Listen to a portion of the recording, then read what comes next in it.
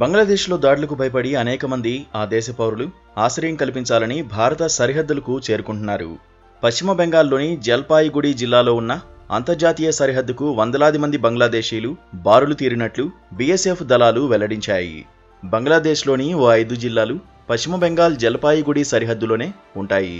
తమ దేశంలో దాడులు జరుగుతున్నాయని వందలాది మంది బంగ్లాదేశీలు జల్పాయిగుడిలోని దక్షిణ్ బెరూబారీ గ్రామంలో ఉన్న అవుట్పోస్టుకు చేరుకున్నారని అక్కడి స్థానికులు తెలిపారు.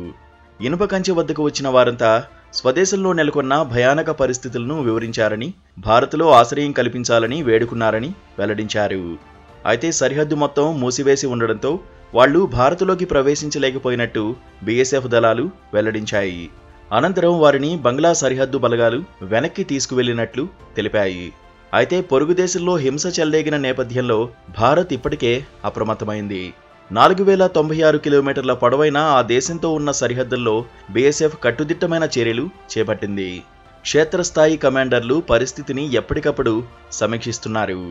సరిహద్దుల్లో ప్రస్తుత పరిస్థితి ప్రశాంతంగా ఉన్నప్పటికీ అప్రమత్తంగా ఉన్నామని భారత్ సరిహద్దు బలగాలు పేర్కొంటున్నాయి.